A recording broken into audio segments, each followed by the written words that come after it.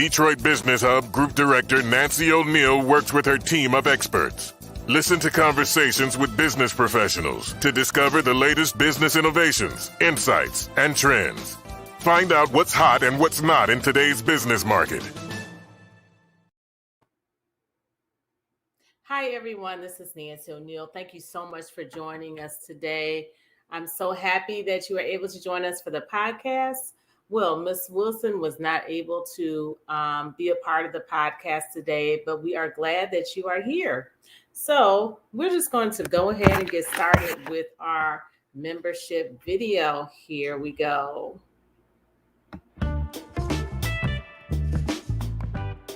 Hi, I'm Nancy O'Neill, the director of the Detroit Business Hub Group. We were recently featured in Fortune and Entrepreneur magazine. I started DBHG to help real estate and insurance agents compete in today's competitive marketplace.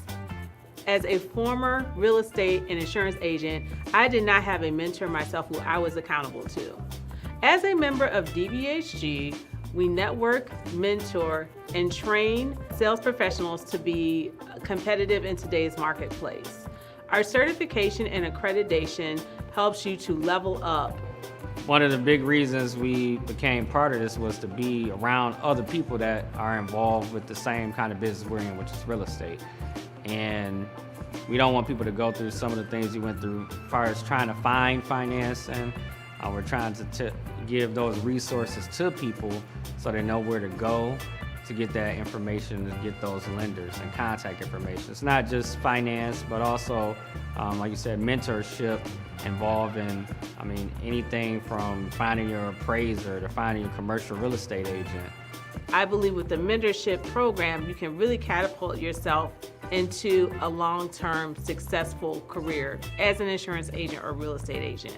As a DBHG member, you receive access to experienced business coaches in your industry and coaching sessions, access to capital, access to DBHG mastermind coaching sessions, access to DBHG podcasts, access to webinars, in-person seminars and workshops, access to our DBHG certification and accreditation programs, and networking opportunities with like-minded professionals in your industry. There were a lot of things that we learned along the way, and it was a great tool for us to come here. And I think it's beneficial for the people here that don't know about how to go about purchasing and all the resources that are out there, to get that information from someone like me that can make their journey easier for them, that they don't have to reinvent the wheel. When I was in real estate, I actually signed up for a mentorship program.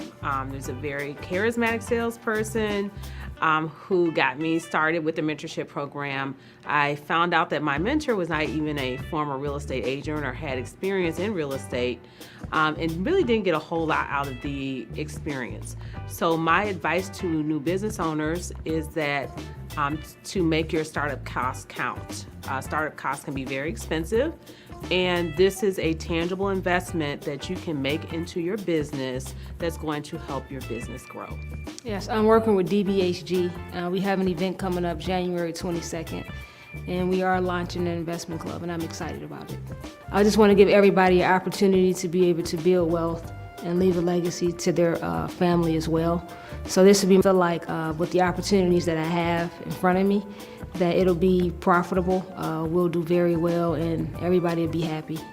I'm going to be telling my story, some of my strategies, and things that I did to build my real estate portfolio, and then also launching the Real Estate Investment Club. A lot of professional networking from a real estate perspective. Today we had a commercial seminar, very informative, met a lot of different professional people in real estate, investment, a lot of investment consultants. So overall, in my last year, it's been a very positive networking experience. Networking is the lifeline, the blood of it. This is a relationship-based business. That's the bottom line. You're only good as your name, and people is what they view you as. So, networking is very important. Relationships are always key with anything that you do. You find out that the recommendations of some people, that a lot of the banks use the same people. A lot of the real estate agents go to the same people. and because they know their work and they trust that they're going to be honest with their evaluations of different things. So Where like-minded people come together for one common goal, and we are heavily, focused on community service, and that's what really the organization is really roots and what we're rooted on is actually helping the community. That's one of the big things of us getting involved with commercial development is to try to redevelop our communities. That's what this whole thing is really all about. Minority business owners today need mentorship, training, and networking opportunities. We provide that with DBHG.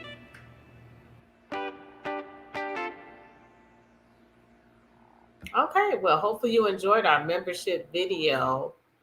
We actually are joined by Miss Wilson with Deidre. I wasn't sure she was going to be able to make it to the show today, but Miss Wilson, welcome to the show. Hi, Miss Wilson, you're on live with us. Wasn't sure if you were going to be able to make it today or not, so I'm glad that you were able to join us. On Tuesday, we had part one of our discussion on the renters moratorium, and we're joined today by Miss Wilson, who is currently the president of GDRA. She's going to share with us part two of the moratorium, renters moratorium, and any updates that have been going on in the news since Tuesday. So, Miss Wilson, go ahead and introduce yourself. Thank you, Nancy. I am Tennitia Wilson, president of the Greater Detroit Realtist Association. We're a local chapter of the National Association of Real Estate Brokers. And since 1947, we have been championing for the rights of Black homeowners, the rights for Blacks to be approved and included and have equity and to enjoy the benefits of homeownership. And so now in the wake of George Floyd, we've become very popular. It's been socially conscious to give to Black organizations. And so we're so thankful that we're partnering again with Fifth Third and Mishta and Chase and Rocket Mortgage and a few other lenders are just throwing money at us in efforts for us to bring them our buyers because they have made it so easy to become a homeowner now. Why would you ever want to rent? So if you've been enjoying renting for the past pandemic and you have not been paying any rent, I hope you've been saving your money and building your credit and not just buying gym shoes and hair, because it's the time to buy a house now. And you don't even have to have any money if you got good credit. So take this time where you've been ignoring your landlord to pay down your debt. Bring your credit scores up. It only has to be 600 to get approved. 600. That's pretty easy. So yes, on Tuesday they did allow that to expire. Unfortunately, the moratorium on evictions, and quiet as it's kept, they released the moratorium on water shutoffs. Oh wow, okay. And that day, one of my tenants had their water shut off. Okay. But we paid it online, and the next morning it was back on. Well, that's good. Yes, ma'am. So we were glad about that, and the bill was $900. They let it accumulate to. So we paid it online. They turned it right back on from the switch. Now the moratorium was we just had a new one placed the day after that one expired. So no one's gonna get evicted. The Center for Disease Control in Atlanta, the CDD, they instituted a new moratorium. So save the day, right? No one's gonna get evicted. I think it's only for a couple of months until October 3rd, I believe. That's right. And so if you're only living check to check, you really need to see further out. You know, as my mom used to say, you need to be to see further than your nose. You need to be to see further out. You know, what are you going to do in 90 days? What are you going to do when it get cold outside?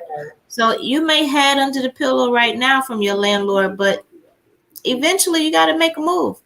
And I recommend that you just give them a call and make some arrangements. They don't want to go through the court process.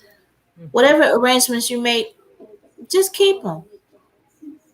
And it's really that simple. Just call your landlord, make some arrangements, and keep them. If you say, hey, I got 500 today, I'll give you this amount tomorrow or next week or next month, 9 times out of 10, they're going to go along with that. And if you just, turn the phone off and ignore it, by the time you get to court, guess what the judge is going to say? Go out in the hallway and talk. Mm-hmm. Go out in the hallway and make some arrangements. So why not make some arrangements now? When you signed the lease agreement, you said, I'm going to pay the rent. You didn't say I'm going to pay the rent unless there's a pandemic. I'm going to pay the rent unless I this or unless I that. You say I'm gonna pay the rent. And there's so many programs out here like Wayne Metro. They were giving millions of dollars to give to people to go pay their landlord. Yeah. And I I used think to the do it. moratorium, what Robin's take on it is that the moratorium was actually paying tenants to pay the landlord, and somehow the landlord was still, some of these landlords are still not getting paid. And if you're the type of landlord that only own one house or maybe two houses, Right. you're paycheck to paycheck too. Exactly. That's what I told her. My mom used to say is that most of us out here, 9 out of 10 of us out here, we two paychecks away from homelessness ourselves. Yes, yes. Yes. But I do recommend that you find a property manager because a property manager doesn't have the emotions involved that the owner does. Right. So, the owner can tell the tenant it's just business. Mm-hmm. But Exactly. when a tenant is talking to the owner, they have some type of expectation that you're supposed to understand because you're a human being. Mm-hmm.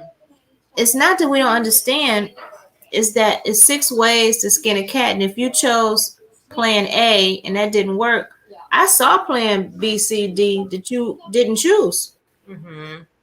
So it's kind of an emotional thing, and the tenant think the landlord is a social worker and the landlord is a business person. Exactly. Property manager is a business person. And if you don't expect DTE to understand or the Comcast to understand, you don't want Chrysler or Ford to understand when you got to pay that car note. So why is this human being supposed to understand? They got bills to pay, taxes, insurance, and things like that. So the best recommendation is to call your landlord and make some arrangements. And usually, whatever arrangements you make, it'd be $2 a day. They'll go along with it. But the moment you default on that arrangements is when they're gonna throw their hand up and call a lawyer. And eventually, you'll be before a judge, and they'll say, "Oh, you didn't keep the arrangements," and then it gets ugly. Mm-hmm. Now, Wayne Metro, National Faith Home Buyers, NID HUD Home Buyers, and a lot of organizations like Focus Hope are there all the time, 365, to help you with your rent, with other things, taxes. But many people aren't aware of those resources. So I'd like to Yeah. say, please check our website and call one of our housing counselors at Greater Detroit Realtist Association or National Faith Home Buyers or Faith Focus Hope or United Way. They Mm-hmm. are trained and sensitive, even neighborhood legal services. Any of those people will take your case and help you. But if you just blow it off, Right. And I think Dina, I'm still waiting for Dina to call me, by the way. I did send her a message saying that we had connected and you were on the podcast. But with National Faith Home Buyers, I thought that was one of their missions was to help people, to get people into their first home, for like a first time yes, home as buyer. a counseling agency, they can counsel you on a variety of things. It's just more popular to hear that they're counseling you on the home buyer's purchase, whether it's the first house or the third house, doesn't matter. Okay. But they also help renters. They help I didn't senior realize that. citizens who are considering a reverse mortgage. They help tenants. They help landlords. They help everybody. But as a housing counselor, you're trained to do a lot of different counselings in any arena. It's just that the first time home buyer is that buzzword everybody likes to hear. But we really do help third time buyers too, Mm-hmm. and fourth time buyer, and all of those programs that are good for a first time buyer. Second time buyer can get the same program. It's just that the second and third time buyer doesn't really need an incentive. They already understand the value of home ownership. They know the value, but the first time buyer on the fence, they're not sure. They think they need more money. They think they need better credit. You got to incentivize them, just like this last wing of people who didn't get the vaccine. Oh, we give you $100 to get the vaccine. Well, everybody else who wanted to get the vaccine right away, they knew they needed. They knew they didn't need an incentive. Right. First time buyers need incentives, so that's why they think that those programs are exclusively for them. I see. Okay. Sounds good. Why? what do you think if people were receiving the rent, if renters were receiving funds from the government, why do you think they would not pay their landlord? And what are their options at this point? Thank you, Nancy. We have a culture of people who don't like to talk about money. Mm-hmm. And so a lot of our people have not been trained to be financially responsible. Right. I And call it financial illiteracy. yes, yes. So we really want to promote financial literacy, the housing counselors, as well as the realtors and realtists and insurance and everyone who is in the industry of bean counters. We love to talk about money. But some people, usually people who are struggling with it, are the ones that don't want to talk about it. They're more concerned with looking good than being good. But once you cross that 600 credit score and cross that 700 credit score, it will be such an epiphany. It's like being born again. You act different, you shop different, you have choices. So some of the people who did not choose to pay their landlord probably do not understand the value of planting roots and Right. being a member of the community. They're willing to get up and move and go stay somewhere else. As we live somewhere, they stay somewhere. So Mm-hmm. it's a mindset of, I'll just leave. Well, I got too much furniture to just get up and leave. But Right. some people are okay to travel light. And if you just bought all that furniture on your tax return and you didn't save up to buy it, right? You don't care if you leave that furniture anyway.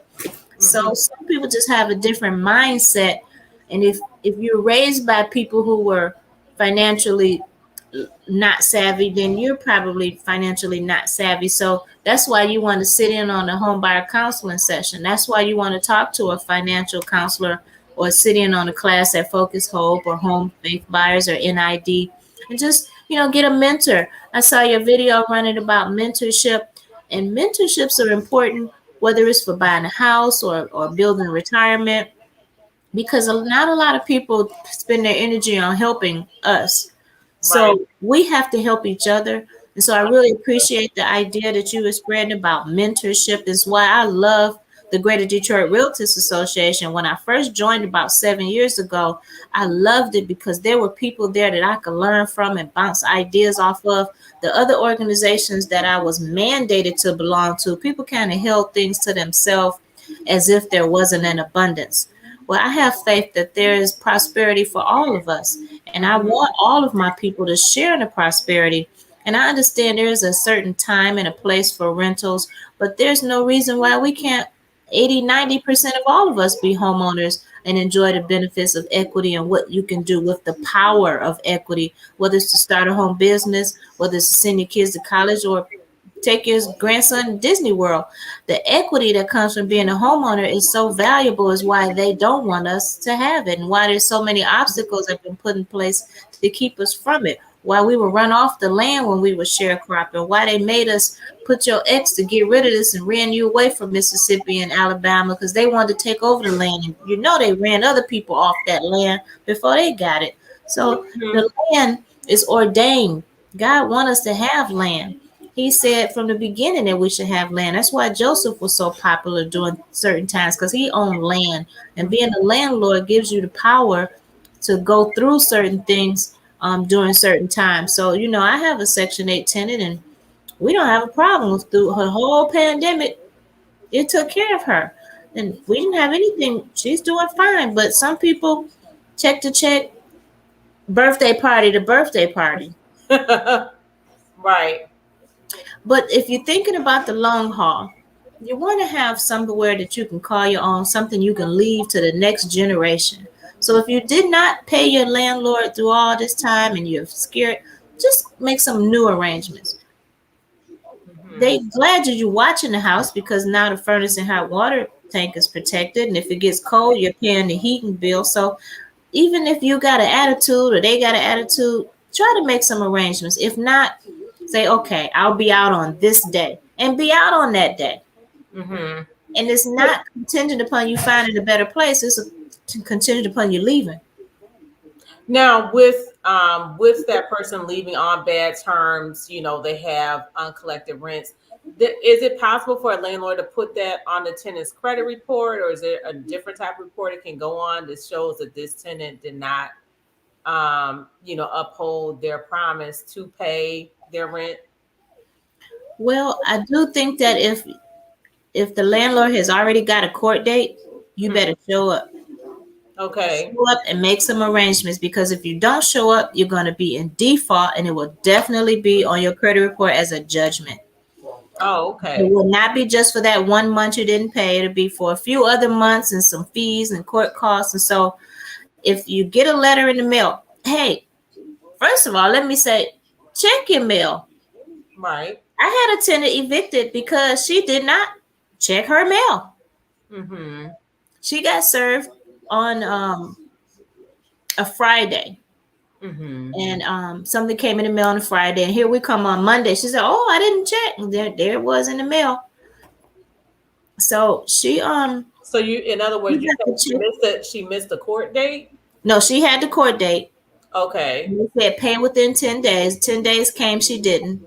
So I had to go back down there and do a new thing because she defaulted, and they sent her something in the mail about that.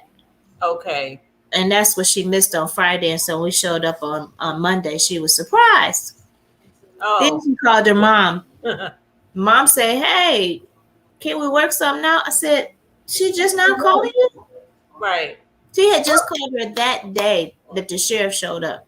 That's what I tell tenants. I say, hey, if you can't afford to live on your own, go back to your mama's house. I mean, Oh, you know what, Nancy? I'm so glad you brought that up. We just had the National Association Real Estate Broker Convention in Cleveland, right? And so some statistics show if you're not at $20 an hour, you can't afford a household.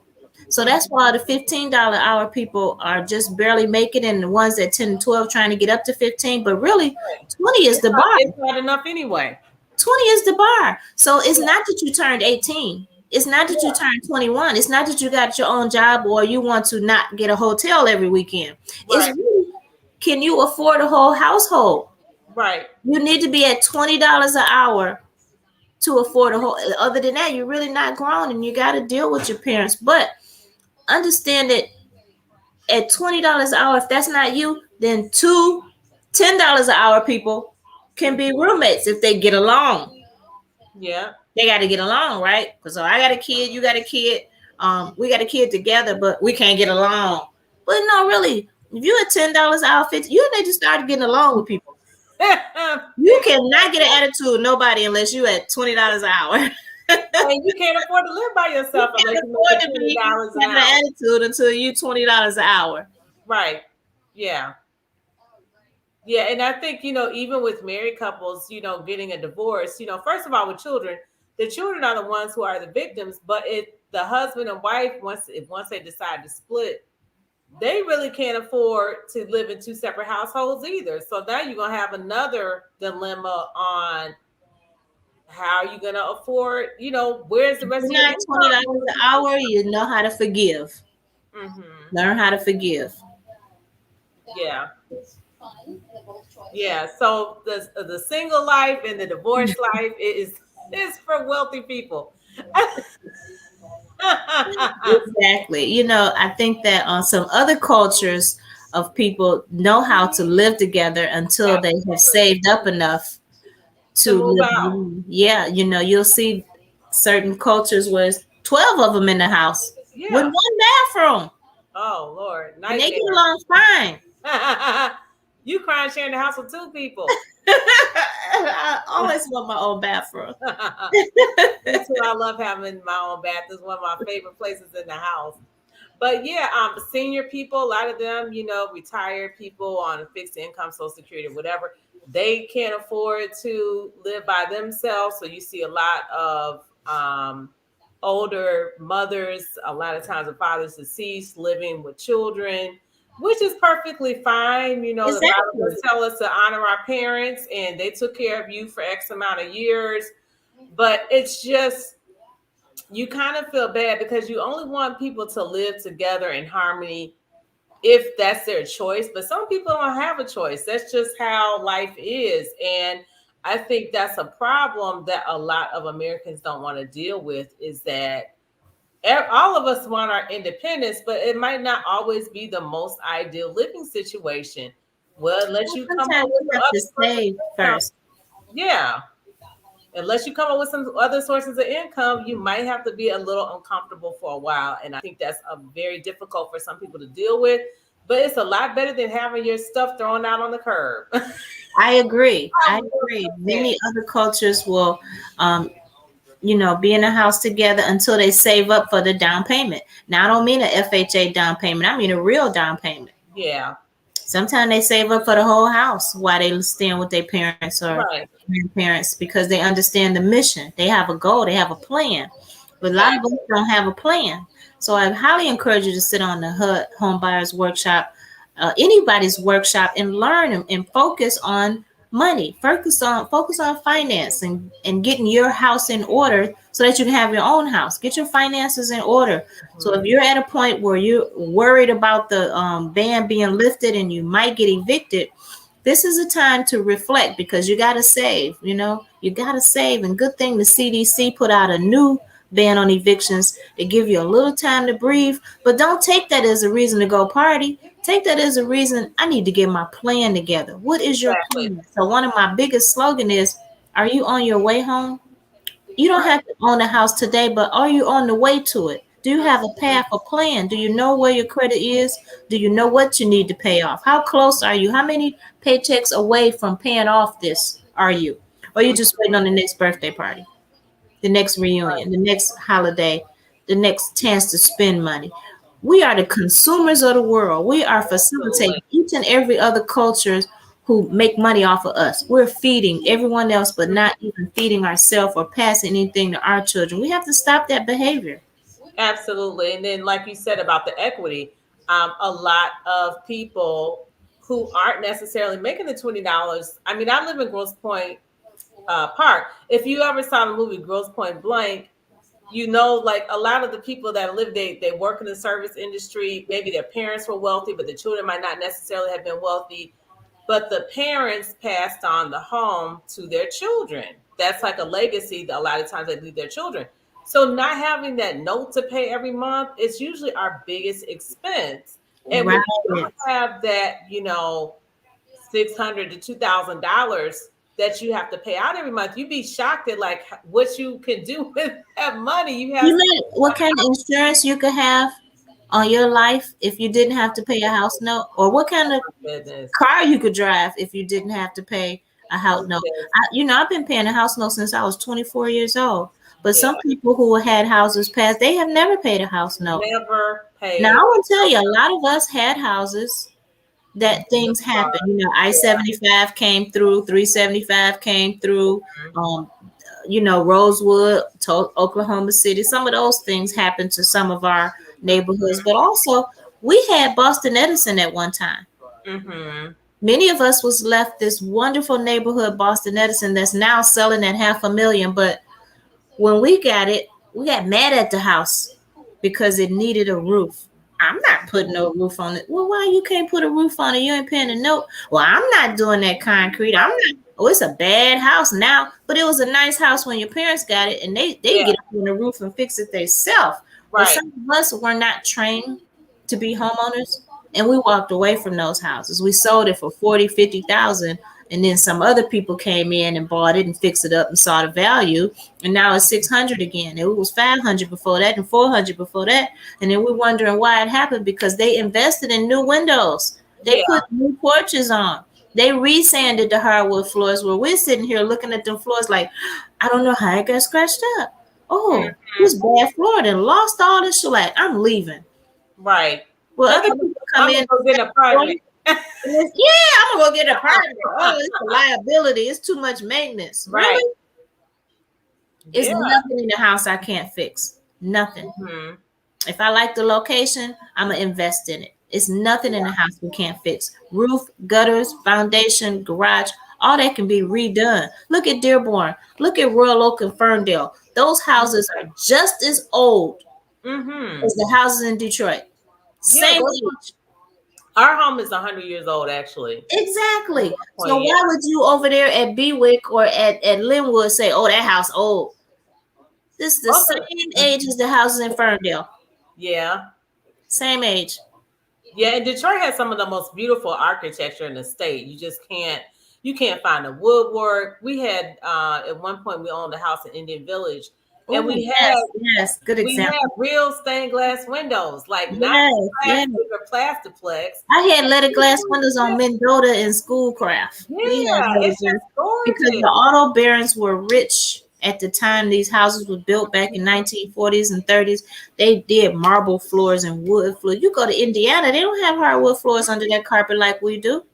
There's a young lady I was showing house to the other day. She's here from Ohio, and I was telling her about the original molding around the door because it Yeah, had never been painted. It was still wood. And she said, the "Well, how crown. do you know it's the original wood?" I said, They "Look don't do it at like it." that no more. Yeah, You exactly. couldn't tell that it was there. And the same with the fireplace and the mantle and the marble around the fireplace. She didn't know that that was original to the house. They don't She use said, those. "Well, how do you know that's the original?" I said, "Well, look at it. That's how they built it back in the 40s and Exactly. 50s." Right. And they don't use now they use brick veneer instead of real brick. So you know Right. a real brick is it's like 6 inches thick or 3 inches thick, and the brick veneer is 1 to 1.5 inches thick. So it's if when you're in the real estate industry and you know You you got just know. around, you can just look at it and tell. Yeah. And She it's said, like, "Well, how do you know? Tell me, how do you know?" I said, "Well, look at it. You can tell." right. She said, "I can't tell because she's not from here." Yeah, exactly. Yeah, and I mean, and a lot of these homes are in historic neighborhoods, and I wish we would have held on to the house in Indian Village a lot longer. But the new homeowner has invested hundreds of thousands of dollars. Yes. I've seen the outside; it looks And those gorgeous are getting a now. million. Yes, a Oh my million. goodness, the house is A it's so million. pretty. Yes. And then you have the history that goes along with the house. The only thing I'll say I'm about the sorry. older Wait one house, second. oh sure. I'm sorry. I hit the speaker button. I didn't hear you. Oh no, I was just going to say the only drawback to me with the old homes is the maintenance. But like you said, if you inherited a home, you have no excuse. You have no house note. You should have Right. all the money you need to make any repairs you need to the house. Get Like I a said, line of if credit. you don't, you can save $600 to $2,000 a month. So it's like, what are you complaining about? And that brings up the title. If your mother left it to you and her mother left it to her and that person's mother or father left it to them, the title is still in that other person's name. So Mm-hmm. you have to eventually go through probate or do quick claim deeds or something like that. Put it in a trust so that it can transfer. I've seen a lot of families lose a home to the state for less than $2,000 or $3,000. I saw a gentleman almost lose a house over on Westminster in the North End for about $2,000, and he was savvy enough to work it out. I seen another lady over there just south of Jefferson before you get to the water almost lose a two family because we were in a transaction. The taxes were due. Now her husband left her the house and he died. She ain't never lived in it, only rented it out, and we about to sell it. And for some reason, it got a delay in the sale, but the taxes were due. Wayne County's about to take that house. But her and her lawyer went to go see Eric Sabri, and he was nice enough to extend it and not evict it and wait for us to close. But the lawyer had to go. They had to sign papers. They had to show out a Right. purchase agreement and closing docs and everything. But I've seen a lot of families lose or almost lose property because it wasn't deeded properly. So Yeah. you do have to make sure that if you inherit it from grandma, it doesn't still have grandma or better yet, grandpa's name on it. And she was Mm-hmm. the second wife and not the first, and blah blah blah. Right. And they had kids on the other side, and the other side had kids, and it's drama. So you have to do that quick claim deed before that person passed. Well, During this COVID, a lot of that happened during COVID. People actually came to me and said, "Can you notarize this?" Well, no, she passed already. I can't notarize that. You right. can go through probate. And they don't know that the property has value. They go, "I ain't going through probate. I can't take off work, or I can't pay no lawyer." You don't even know how much the lawyer gonna charge, but you already said, "Oh, forget it." And then the house just sitting there. It's just Mm-hmm. sitting there. The house just sitting there. Excuse me. Yeah, I agree. I thought though, if now I'm not an attorney, so don't take my legal advice, but I thought if um the person who is deeding the house to someone else, I thought if it was in the will that isn't that upheld in court, or do they still have to? The judge can throw out a will, but many Okay, of us just don't have a will because, yeah, again, we have people who don't want to talk about money, don't want to talk about death. They talk about that tomorrow. We're gonna party today, and next thing you know, they didn't pass and nothing's been done. So now it's in grandma name or grandpa name. It's in grandpa name and he been passed. It was in grandma name and she said I could have it. Right. So you're saying, in other words, the deed has to be transferred almost, but well, not almost, before the person passes, even if they have a will. Before, yes, or There's a lot of add black people, like somebody you to said, it, or put it in a trust. Otherwise, probate wants it, and well, they probate can. will release it to you after you prove all grandma's debts are paid. Oh my goodness. And you Well, have to pay fees for probate. You have to yeah, pay court costs for probate. You got to take off work. yeah. But I Now, mean, if you're only making $35,000, $40,000 a year, and the house is worth 40,000, I mean, duh. It's like take a few days off of work. It's just not that deep. and they might take it off the first day, and then they get down there the first day and realize they don't have all their paperwork, and then probate say come back next week when you got everything, and then they don't have that either, and then the next thing you know, the time then passed up, Yeah. and then now the furnace is out and the backyard is messed up. No, nobody want it no more.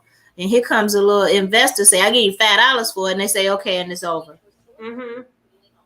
Yeah, it's just like we talked about on the show before. It's just so much misinformation in our communities, and communication is everything. And not talking to your family members about your final wishes, or sharing on your deathbed when you're almost out of here. There's no time to get an attorney or anything. And what I was going to say about wills is that you have some parents that they have a will, but their children don't even know about it because they don't want their children fighting over the assets. And I'm like, nobody's getting anything. If somebody has to talk about it. And we've seen this before. I've talked about this with financial advisors on the show, where you have seen families fall out at funerals over mama's house, daddy's house, and even it happened with my own grandmother. Well, my paternal grandmother, she had 10 children, and they're all fighting over the house. And it's like, there's just some things like this that could have been so easily resolved before getting to this point. And I mean, I don't have biological children yet, but most mothers know their kids. So I've seen it happen so many times. It's so disturbing. it is very disturbing because you'll have whole families fall out over stuff like that. And they never recover. Yeah, so soul food that's the reality.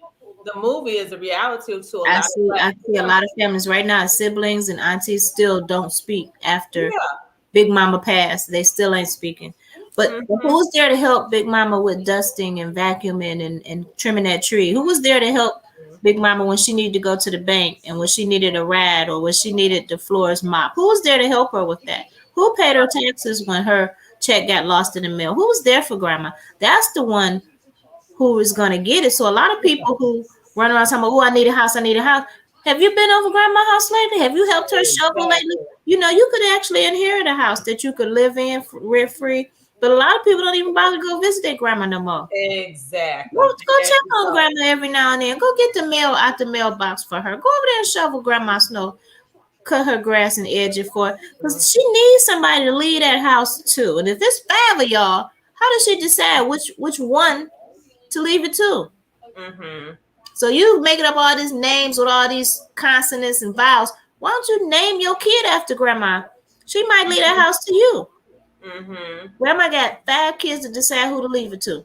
Y'all fighting over it, but show her why she should leave it to you. Show her why she should leave it to you. Go over there and check her out. Go pick her up and take her to church. How about that? Mm-hmm. Exactly. Yeah, absolutely. And I mean, I think that's why, another reason too that sometimes parents or grandparents, they don't leave a legacy to their loved ones or so-called loved ones. Reverse mortgage in a minute. Wealthy people, they have family, but they'll donate billions of dollars to a charity because they know family was really not there for them. They're there in name, but when I was sick, you didn't come visit. When I was ill, I didn't see you. When I was in the hospital, nobody came. And they leave the house to the cat. Leave the house to the cat. Then on my deathbed or at the funeral, everybody's fighting over the assets, and it's like the assets are just vehicles to share with people that you love. It's not supposed to be the be all and end all. But if the person leaves this world not feeling loved or that somebody cares for them, they're just like, I just get the money to my favorite charity. Forget it. Nobody has to get all the time. They have a right to do that. They do. Yeah. Yeah. It's very sad. I hate to see that. I hate to see people not leave funds to their family members. On the flip side of that, you see people who are, which is just as bad, they're having spaghetti dinners to raise money for a funeral. So it's Go like for you me. see, Yeah. yeah, from one I extreme. hope that the moratorium will smack somebody. Wake up and get it together. Get your house in order. There are agencies out here that will help you. Now, when we had the crash in '06 to '09, it was new. People would bury their head in the sand. They were embarrassed. Oh, I'm moving to Atlanta. Forget that house. But now it's so many programs from Step Forward to even the Wayne County Treasurer. Even Oakland County Treasurer. They will make arrangements with you. The thing is, you got to keep your arrangement. Mm-hmm. They will all make arrangements with you. Even student loans. They will make arrangements. You just have to keep your arrangements. They want to help you. They don't want the house back. They want to make arrangements. So you just have to focus on financial stability. Financial stability is not coming from hitting the lottery. It's coming from diligence. Every week. Put $50 away, $100 away, and you can't get rich quick. Yeah. Stop. You cannot get rich quick.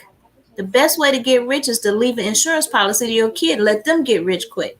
Or leave a house, or like you Leave said, a house, leave some put insurance, equity in it. because we don't want everybody keep starting over. Not every generation start over, but some people start over every 4 or 5 years. They start over. Oh, that didn't work. Absolutely. I'm gonna go to school. Oh, that didn't work. Or this didn't work. Just play it to the end and keep the arrangements. Keep your word. Just keep the arrangements, and you'll be fine. And there's lots of programs out here. Neighborhood legal services, NID HUD homebuyer workshops, National Faith homebuyer workshops, Focus Hope, United Way.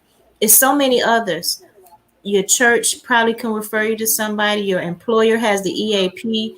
There's no reason for anybody to be evicted. If anybody is getting evicted, it's because they slept to the last minute. They just tuned out and did something else and didn't concentrate on it, waited to the last minute. Or didn't take it seriously. Like you Exactly. can get a bill in the mail and like not take it seriously, and it's like first notice, And second then you notice, wonder, why are they garnishing third me? note, third notice, phone calls. I mean, some of these creditors. Oh, I didn't recognize that phone number. I didn't answer it. Well, that was them trying to make arrangements with you, and you tune Yeah. out and you zone out and you fly away and go to the next party, and then you're wondering why you're in this situation. But there are people out here willing to help. There are lots of organizations that the government is throwing money at. Wayne Metro received millions of dollars during COVID, millions of dollars to give away. But And some people just could not fill out the application. yeah, when you call creditors and the prompt on the phone you hear is, they say, if you are experiencing financial difficulty due to COVID, press one. I mean, they're actually reaching out to you, trying to help you when you call to pay the bill. I mean, I think it goes back to like you saying, know where you are. You have to know where you are financially. You have to know that, hey, if I'm not making $20 an hour, I'm struggling. I need some help. I need to figure out what I need to do. To either find somebody to live with, like you said, find a roommate, or B, I need to find a way to earn more sources of income. Because you have to be realistic. You need to look, there's websites that you can look at that'll tell you whatever industry you're in, this is what you're likely to cap out at. They'll tell you how long it'll probably take you to get there. And And if how you're to not upgrade. money, yeah, what you can do to get to the next position up higher than that, or go into a new field. There's plenty of part-time opportunities out here. There's business opportunities out here. So it's not like it's not like you're stuck if you're not making $20 an hour. And this is something that I heard. She's not very popular right now after I think the last election. But Paula White, I heard her preach once, and she said, don't think about, well, I can't do that. Don't use the words I can't do that. Figure out how I can do that. So just like you said, a lot of times it's the mentality. Change your mentality. And then I think we hang around a lot of negative people. We can't hang around with people. You might have to find a new group of people to hang around. Yes, Yeah. yes. If you're in the room and you're the richest or the smartest person in the room, you're in the wrong room. You Yeah. have to go somewhere where you can grow, where you can bounce good ideas off of, and someone gonna uplift you and not bring you down. So who Yeah. you're associating with is very important. Wherever you're trying to go, that's who you should be hanging out with. When I first joined the organization that I'm today the president of, I was impressed because the movers and shakers were there. They were in that room. All the people whose name I saw in the MLS as listing agents and closing agents, who I saw their name over and over and over again. I walked in that room and that's where they were. And that's where I wanted to be. And that was 6 years ago. And after a while, I stayed long enough that I became president. I didn't just come in and become president first day. I evolved to that from learning from them. Yeah, exactly. And I would say too that a lot of times a lot of tenants live around other tenants and homeowners tend to hang out with other homeowners. So if I'm a tenant, I live with family right now and I want to become a homeowner, well, I need to start hanging out with some homeowners to find out Yes, I what need I to go need sit to down and talk to Aunt do to make Susie. I that need to go leap. sit down and talk to Aunt Betty and talk to Yeah. Aunt Linda and find out how did they get to this part. Because Brandy probably don't know yet, but Aunt Linda does. Yeah. And not only that, like you said, keeping a commitment, because I feel like one or two generations before us, the house stayed in the family, 20, 30, 40 years. That was Big Mama's house. And that was home to so many people. Like I grew up going to visit my grandmother, my paternal grandmother in Arkansas. Those were some of my fondest childhood memories. And you want those type of memories and homes to stay in your family. Yes, So, yes. but now, like you said, nobody wants to be committed to anything. We're not committed to our families. We'll get a divorce in a minute. We're not They're not committed to dinner. family. You can't hardly somebody tells you they're gonna be somewhere. You're like, oh, it's a 50-50 chance. They might show up, they might not, unless you really, really know the person. And then, when it comes to a house, like you said, they'll leave a house in a second. They're just like, well, I'll just move to another one. That's why I said they don't realize that their credit, their poor paying history is following them. And eventually they're going to get to a point where they're not going to be able to get another house. They can't even rent a house. That's why you have so many people living in hotels right now. They're not going to be able to get another car because it's already on your credit report. You're going to have 2 or 3 repos. You're not going to be able to get another spouse. You can't just keep thinking you're just going to find someone else, because sooner or later they'll be like, why have you been divorced like 2 or 3 times? And you're not going to be able to keep having your homes foreclosed on. And it's like, you're going to have to at some point be able to make a commitment to something. I once had a prospective tenant tell me, well, first, when they come in the house, you ask, have you ever been evicted? Yeah. And they say, I didn't know that if I got evicted, that other landlords were going to hold that against me. Mm-hmm. They actually said that. I didn't know that other people would deny me for that. Right. So sometimes people have a really good excuse, like, a spouse dying, a parent dying. But I've even seen people walk away from jobs because their parent died. And everyone's situation is different. But I'm like, how are you going to pay your bills? I mean, I understand it's a grave situation.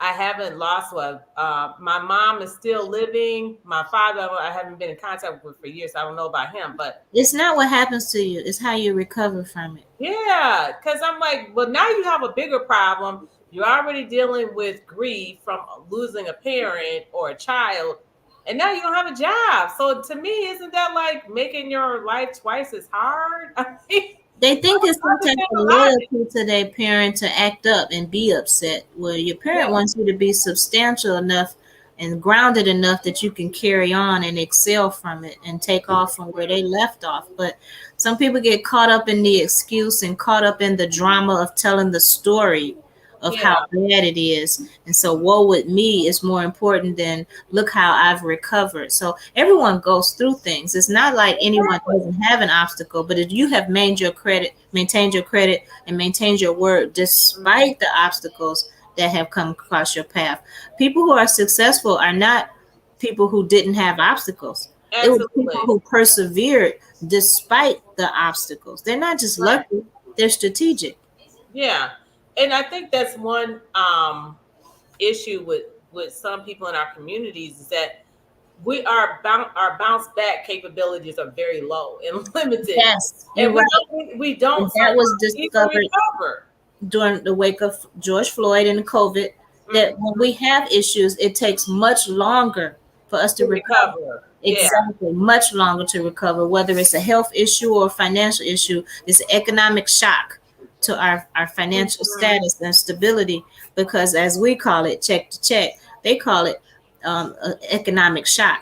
We might have 12 economic shocks a Mhm. year, where other families or cultures may have one economic shock a year, which is so better to overcome when it's just one. Well, if we're having 12 once a month, it's traumatic to have all of these Mhm. obstacles, but it's because you're skating on thin ice from the get. So And we have have to no build a strong foundation by having the house covered.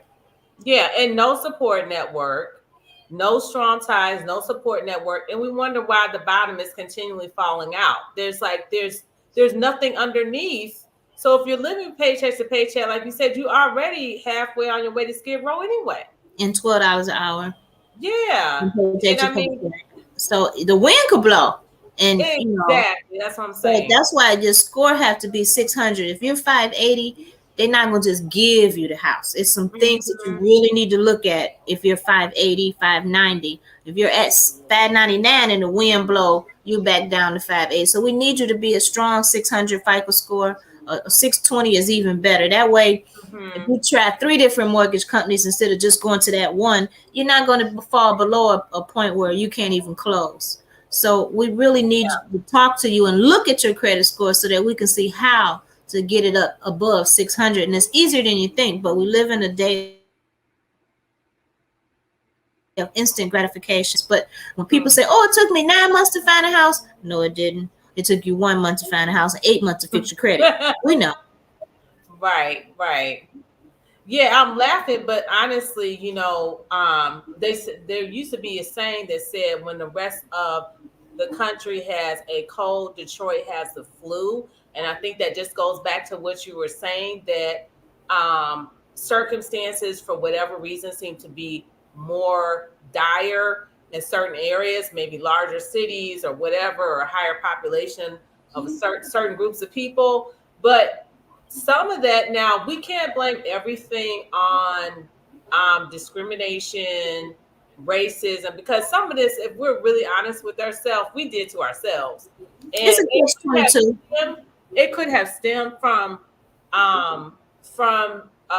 antebellum South and from slavery, but at some point we do have to be accountable for some of the mistakes that we made, because a lot of us, including myself, we jacked up our own credit.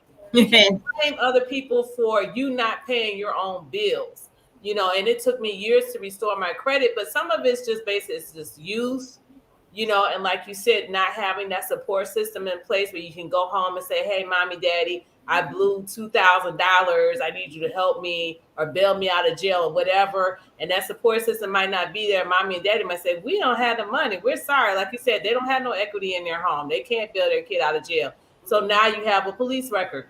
Well, the list just goes on and on. Or But instead of getting a real lawyer who can get you off, you right. got a public defendant who tell you to take a plea. Exactly. So So now, those are the kind of things I'm yeah, talking about. mom has a home, and she can get some home equity line of credit. She gonna get a real lawyer for you, Exactly. but Yeah. not if it's your 12th time. Right. That's what it comes to. I said, some of this stuff we did to ourselves. So we have to kind of wise up and not keep making the same bad It's decisions and maturity. choices. Yeah, Exactly. yeah. Exactly. But there's programs out here to help people who face an eviction, and the moratorium just give you a breath of fresh air that you can count to 10 and fix whatever it is keeping you from sleeping at night. Yeah, and everything can't be fixed overnight. So that 2 month window, that was grace. So it's like, okay, What you gonna do now? what you gonna do now? You might have had, 18 months or 15 months to kind of slide by and not have to pay your landlord. That's not reality. We know And so everything in now life you is got not 3, 4, 5 free. new outfits, but really, did you bring down your debt and bring up your scores? That just take this time that you have a breath that is not eviction facing you to Right. fix these things. Make it important, and Yeah. don't forget about the holidays. That's not gonna get you in a buy your kids a house for the holidays. That they have their own room, they can have a room they can study in, and you can get internet where they can sit down and do their homework. And you know, another get a thing house. in our culture, we are really big on buying our children cars. I mean, we'll buy them sometimes high ticket price item cars. And there's nothing wrong with buying your child a car, but it is a high price ticket item that depreciates very quickly. And then you're kind of making a recipe for disaster, because they say if the child's a teenager, it's not if they get into a car accident, it's when they get into a car accident.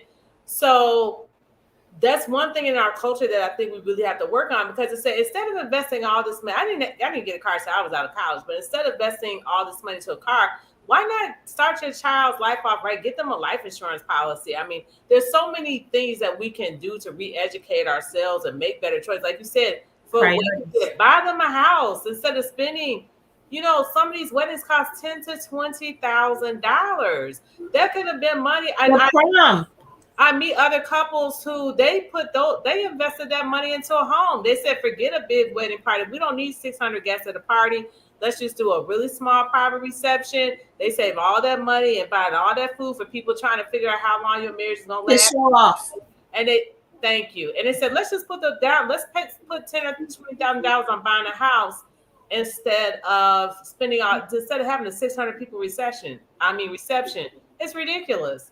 So it's like, it's not that a lot of times we don't,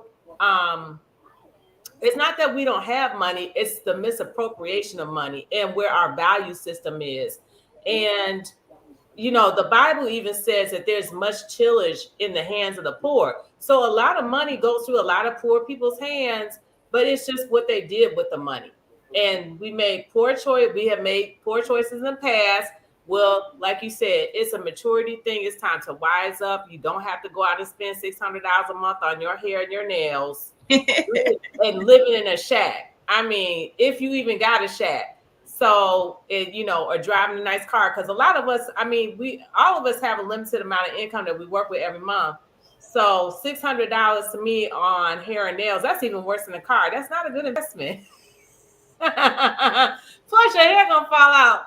On top of that, you ain't gonna have no hair by the time you're 50 or 60 years old. It's priorities, and that's another illness that we have to address. That you put that much time and energy in making yourself look different than the way God made you. Yeah, that's a whole other topic for a different day. Yes. We gotta really think about that. Yeah, because a lot of it is, there's a television producer who says a lot of it's that peacock mentality that's something else that may have derived from slavery, that we have to feel like we have to showboat. But it's like you said, we're some of the world's biggest consumers. We could be the third wealthiest large nation of just African Americans alone, and we make everybody rich, and most of us are still sitting here struggling. So we have to learn how to become producers and business owners instead of always being on the consumer side. Exactly. Get off the menu and sit at the table. Right. Absolutely. Well, Tennitia, it's been a pleasure talking to you tonight. I'm so glad that you were able to join us. Thank you, Nancy. We have different events that both organizations put on. So I will definitely be taking a look at your website. If you have not had that event that we talked about the last time you were on the podcast, which I think was like June, feel free to keep me posted on that. We're going to be having another private event that I want to tell you about on one-off. I'll send you an email on August 21st. And that's the one we're doing, August 21st. I'm getting to text it to you now. Okay, well, yeah, send me the information. I'll send you our information. Ours is earlier during the day. It's Saturdays from 11:30 to 1:30. This is in the evening. Okay, so maybe you can join us. Yes. But yeah, we will definitely be in touch, and hopefully we can continue to work together and collaborate between organizations, and we will see where we go from there. So thank you, Nancy. Much love. Much love to you too. Say hello to everybody at Gidra, and hopefully we can also become partners and work together as well. So we're gonna do that. Okay, sounds good. All right, Tennitia, have a good evening. Bye, everybody. We will see you on the podcast on next Tuesday. Bye-bye. Bye-bye.